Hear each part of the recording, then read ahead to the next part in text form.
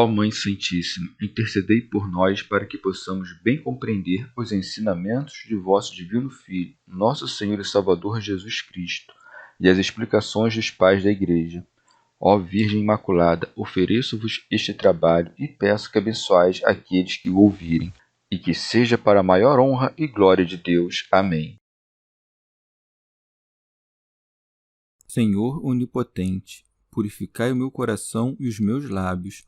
Vós, que purificastes os lábios do profeta Isaías com carvão em brasa, e dignai-vos, por tal modo, purificar-me com a vossa misericórdia, para que possa dignamente anunciar o vosso santo Evangelho. Por Jesus Cristo, nosso Senhor. Amém. Senhor, abençoai-me. Que o Senhor resida no meu coração e nos meus lábios, para que anuncie digna e convenientemente o seu Evangelho. Amém. Evangelho de Nosso Senhor Jesus Cristo, segundo São João. Último testemunho de João. João respondeu: Aquele que vem do alto está acima de todos, e o que é da terra é terrestre, e fala como terrestre. Aquele que vem do céu dá testemunho do que viu e ouviu, mas ninguém acolhe seu testemunho. Quem acolhe seu testemunho certifica que Deus é verdadeiro. Com efeito, aquele que Deus enviou fala as palavras de Deus, pois ele dá o Espírito sem medida. O Pai ama o Filho e tudo entregou em sua mão. Quem crê no Filho tem a vida eterna. Quem recusa crer no Filho não verá a vida. Pelo contrário, a ira de Deus permanece sobre ele. Comentários dos Pais da Igreja. São João Crisóstomo. Assim como o cupim rói a madeira e o ar corrói o ferro, assim a vanglória põe a perder a alma que nela se compraz. É, pois, força que nos empenhemos em destruir essas inclinações. E mesmo João, bem que empregando diversos argumentos, escassamente logra fazê-lo em seus discípulos. A seguir, acha-se constrangido a acrescentar novos argumentos aos previamente formulados. Aquele que vem do alto está acima de todos. Como a dizer, dado que exagerais meu testemunho e porque me considerais como mais digno de fé, é preciso que saibais que o que vem do céu é mais digno de crédito do que aquele que habita a terra. É isto que significa, está acima de todos. Ele, com efeito, se basta a si mesmo e avantaja-se a todos quantos há. Teofilacto Diócrida. E este não é senão Jesus Cristo, que, descido do Pai, conserva-se acima de todos, extremando-se de todos. Alcuino. Vem lá de cima, isto é, da alteza em que se achava a natureza humana antes de pecar o primeiro homem. Destas alturas, pois, o Verbo de Deus tomou a natureza humana, submetendo-se ao castigo, sem, porém, herdar-lhe a culpa. E o que é da terra é terrestre, e fala como terrestre. São João Crisóstomo. A falar a verdade, nem tudo nele era terrestre, porque tinha uma alma e participava do Espírito, que não procede da terra. Por que então disse de si mesmo que vinha da terra? Com isto, não quis expressar senão a própria pequenez, porque, nascido da terra, é incomparável a Cristo, que a nós veio do alto. E terrestre é a sua linguagem, não, porém, como se falasse movido pela própria mente, mas em comparação com a doutrina de Jesus Cristo, como a dizer, minha pessoa e minha doutrina são por demais amildadas e humildes para serem comparadas às dele. Elas, com efeito, têm o tamanho que convém às coisas terrestres, quando comparadas àquele em que se ocultam todos os tesouros da sabedoria e da ciência de Deus. Santo Agostinho. Ou ainda, tais palavras devem-se entender do homem e de tudo quanto lhe diz respeito. Se logra falar algo divino, é porque Deus o está a iluminar, como reconhece o apóstolo. Não eu, porém, mas a graça de Deus que está comigo. Em resumo, João, considerado em si mesmo, é da terra e fala-lhe a língua.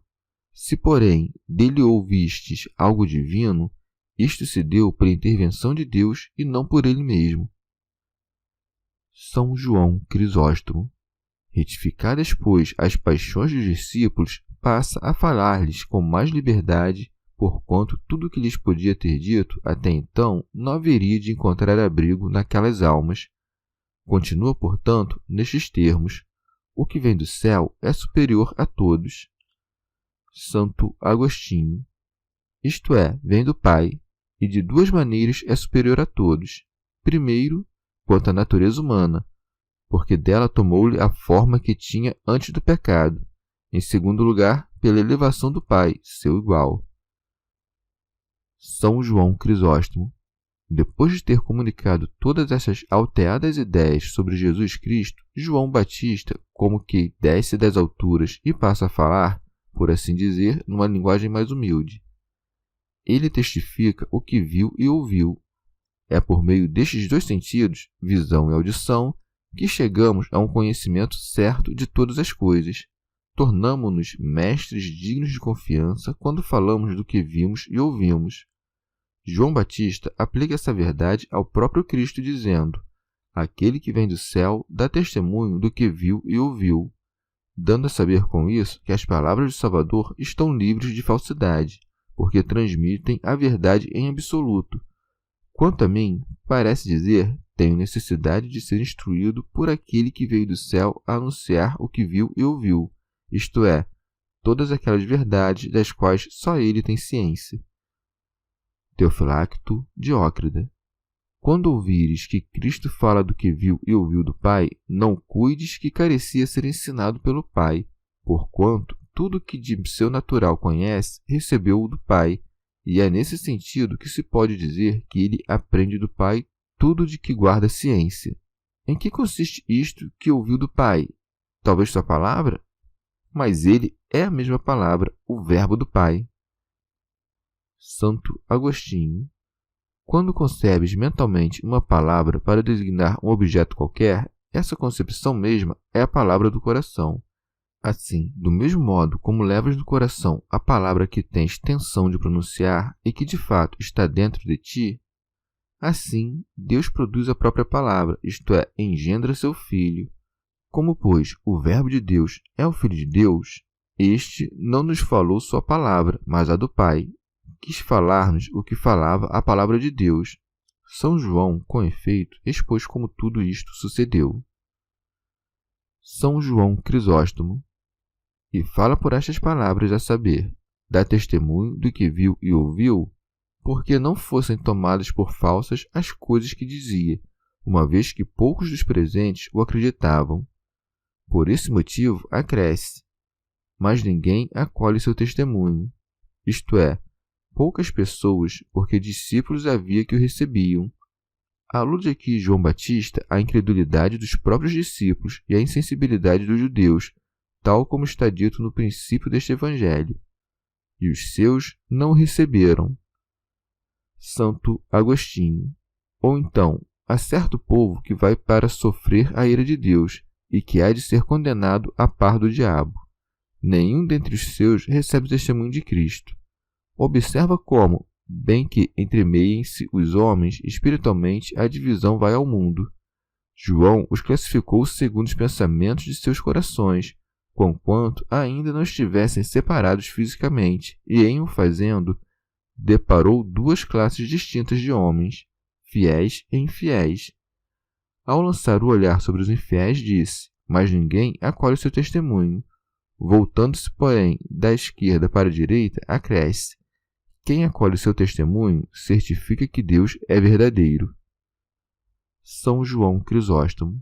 Ou seja, demonstra que é verdadeiro, e com o fito de aumentar-lhe o temor, acrescenta que Deus é verdadeiro, mostrando com isso que todo aquele que descrê de Jesus Cristo argue Deus, que o enviou de falsidade, pois que o Salvador não ensina senão a doutrina que recebeu de seu Pai. Com efeito, aquele que Deus enviou fala as palavras de Deus. Alcuino, ou pôs-lhe uma marca no sentido de que gravou em seu coração sinal distinto e especial a indicar que Jesus é verdadeiramente Deus, que sofreu pela salvação do gênero humano. Santo Agostinho. O que querem dizer estas palavras? Deus é verdadeiro, senão que o homem é mentiroso e que só Deus é veraz. Nenhum homem pode dizer a verdade se não for iluminado por aquele que não diz senão a verdade. Deus é veraz e Cristo é Deus. Queres prova disto? Ouve o seu testemunho e descobrirás. Se, contudo, ainda não conheces Deus, é porque ainda não lhe recebeste o testemunho. Cristo é verdadeiramente Deus, enviado por Deus. Deus enviou a Deus. Os dois, par a par, são um só Deus. E o mesmo João Batista disse: aquele a quem Deus enviou, aplicando estas palavras ao Cristo para distingui-lo de si. Mas e agora? Acaso João Batista não foi ele próprio enviado por Deus? Sim, mas observa o que segue, pois ele dá o Espírito sem medida. Aos homens dá-lhe com medida, a seu Filho unigênito, porém, sem medida. A um é dado o dom de palavra da sabedoria, outro recebe do mesmo Espírito o dom da ciência. Este recebe uma graça, aquele outra. A medida é uma espécie de divisão dos dons, mas Jesus Cristo não os recebe por quinhões, porque deles é princípio e fonte. São João Crisóstomo. Por Espírito, quer João Batista aqui significar a operação do Espírito Santo. Com isto, quer nos dar a conhecer que todos recebemos, em certa medida, essa divina operação, ao passo que Jesus Cristo recebe-a no todo. Como então pode alguém suspeitar de suas palavras? Nada diz que não seja de Deus e do Espírito Santo. Sem mencionar o Deus Verbo, fundamenta e confirma no Pai e no Espírito a doutrina que veio pregar. Os judeus, com efeito, criam em Deus e admitiam a existência do Espírito Santo, sem, contudo, apreendê-los por meio de conceito perfeitamente adequado. Não estavam cientes, porém, da existência do Filho. Santo Agostinho. Como viesse de dizer, pois ele dá ao Espírito sem medida, ajunta, o Pai ama o Filho e ainda, e pôs todas as coisas na sua mão, a nos fazer atinar com toda a extensão destas palavras. O Pai ama o Filho. E, de fato, o Pai também ama João e a Paulo, e, contudo, não lhes entregou tudo em mãos.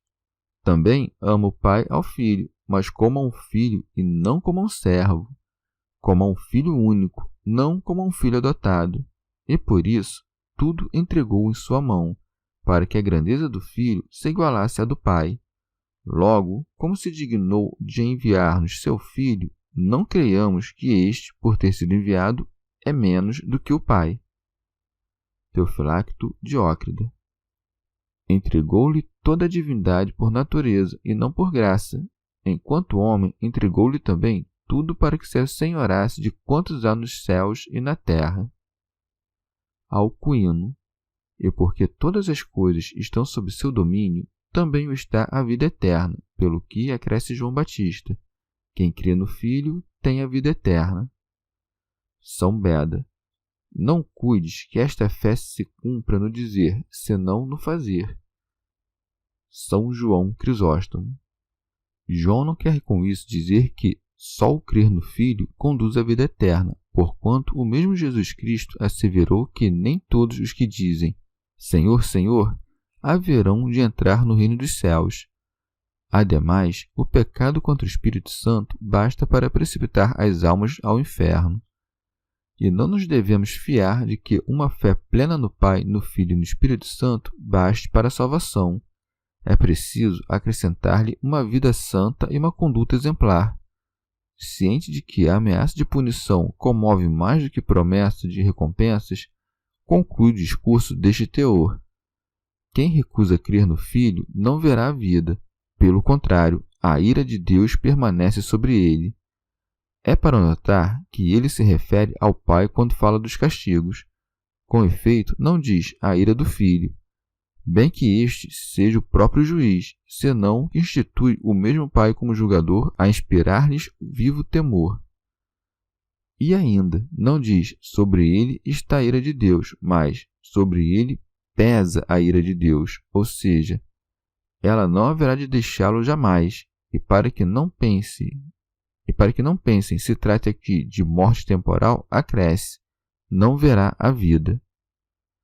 Santo Agostinho. Não diz com efeito, sobre ele está a ira de Deus, porque todos os homens que nasceram para esta vida mortal têm sobre eles a ira de Deus, que tombou já sobre o primeiro Adão. O Filho de Deus descendeu sem ter pecado, revestindo-se de nossa mortalidade. Morreu para que tu vivas. Aquele, porém, que se recusa a crer no Filho, merece o ver pesar sobre si a ira de Deus, da qual fala o apóstolo por estas palavras: éramos, por natureza, filhos da ira. Chegamos ao fim de mais um dia de comentários da Catena Áurea. Muito obrigado por ficarem até aqui, que Nossa Senhora derrame suas graças sobre nós e até amanhã.